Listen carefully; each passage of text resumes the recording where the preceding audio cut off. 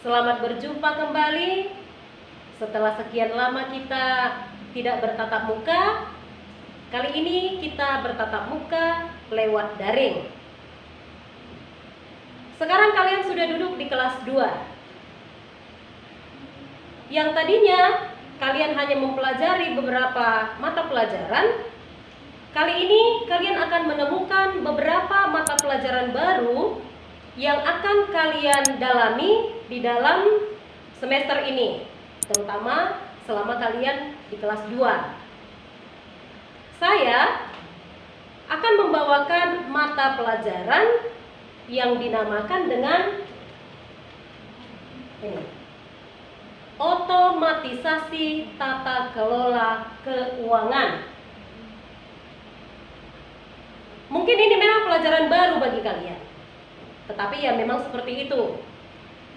Sesuai dengan perkembangan kemampuan, kalian akan mengetahui hal-hal yang baru di dalam studi kalian. Materi awal yang akan kalian pelajari pada pelajaran ini yaitu mengenai ruang lingkup administrasi keuangan. Ya, ruang lingkup administrasi keuangan. Dari judul ini, dua hal yang kalian tentunya tidak asing lagi. Kalian sudah mengetahui apa yang disebut dengan administrasi, ya. Dan kalian juga mengetahui apa itu keuangan. Kalau di kelas 1, administrasi ini sudah kalian pelajari. Ya, administrasi itu berhubungan dengan tulis menulis. Ya. Kemudian apa yang mau kita pelajari di dalam ruang lingkup administrasi keuangan ini? Yang pertama, memahami ya, apa-apa saja yang termasuk di dalam ruang lingkup administrasi keuangan. Kemudian yang berikutnya, melakukan pengelompokan ruang lingkup administrasi keuangan. Selanjutnya, di sini kalian akan mempelajari mengenai pengertian administrasi keuangan.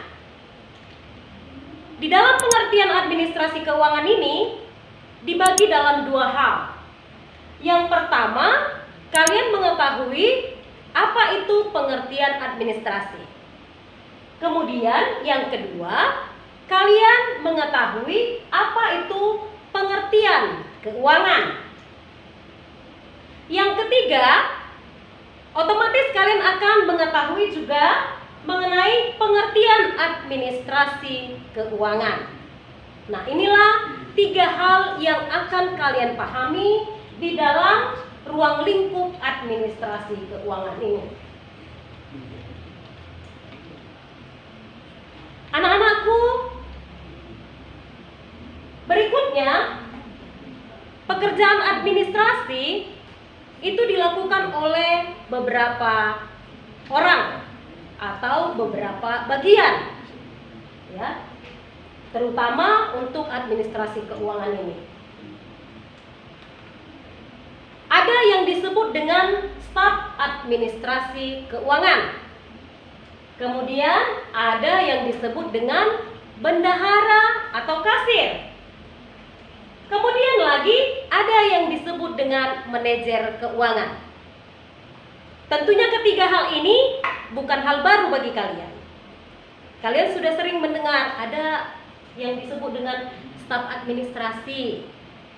Ya, seperti di sekolah kita ini, ada kan yang namanya staf administrasi? Dan kalian biasa berinteraksi dengan mereka. Seperti misalnya membayar uang sekolah. Itulah yang dimaksud dengan staf administrasi. Kemudian ada bendahara atau kasir. Biasanya bendahara atau kasir itu bertugas ya, menyimpan sejumlah uang yang ada pada suatu perusahaan. Itu menjadi tanggung jawab dari seorang bendahara atau kasir. Nah, dialah yang menyimpan uang. Jadi tidak semua orang di dalam perusahaan itu bisa memegang uang yang ada di perusahaan ataupun di satu instansi. Kemudian ada yang disebut dengan manajer keuangan. Ya, kalau dikatakan manajer keuangan berarti dia itu merupakan seorang pimpinan, ya, seorang pimpinan di dalam suatu administrasi keuangan. Walaupun seperti di sekolah kita ini dia tidak disebut dengan manajer keuangan, tetapi kepala tata usaha. Nah, kita lanjutkan. Apa fungsi administrasi keuangan itu? Ya. Fungsi administrasi keuangan ini bisa dibeda-bedakan atas beberapa hal. Yang pertama, fungsi administrasi keuangan di perusahaan. Jadi berbeda fungsi administrasi di perusahaan dengan di instansi lain. Ya. Kemudian ada fungsi administrasi keuangan di instansi pemerintah. Ya, administrasi keuangan di instansi pemerintah berbeda lagi. Tugas-tugasnya, tanggung jawabnya pasti berbeda. Demikian juga fungsi administrasi keuangan di instansi sekolah. Jadi di instansi sekolah pun itu akan kalian pelajari bagaimana fungsi administrasi keuangan itu dilaksanakan. Oke, sampai di sini tentunya bisa kalian pahami anak-anak? Bisa ya? Ya. Kita lanjutkan. Ya. Kita lanjutkan materi pelajaran kita ke sesi kamu mengerjakan tugas. Nanti kamu bisa membuka tugasmu ya pada kolom tugas di aplikasi yang sudah diberikan oleh Bapak Ibu guru. Kamu lihatlah di situ. Di sana Ibu tentunya memberikan kamu tugas, yaitu membuat catatan, ya. Membuat catatan berdasarkan materi yang sudah Ibu jelaskan tadi. Di sana akan kamu lihat Ibu sudah rangkum apa-apa saja yang akan kamu kerjakan. Dan kamu bisa lihat kembali ya, materi yang dari awal tadi, apa-apa yang perlu kamu searching ya. Kamu searching dari Google. Ya. Kamu buat catatanmu, lalu kamu kirimkan nanti tugasmu itu ke Ibu. Ya. Ke Ibu berdasarkan aplikasi yang sudah ada.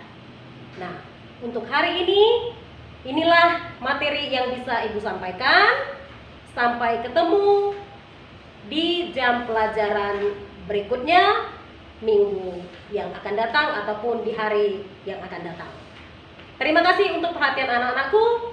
Selamat pagi.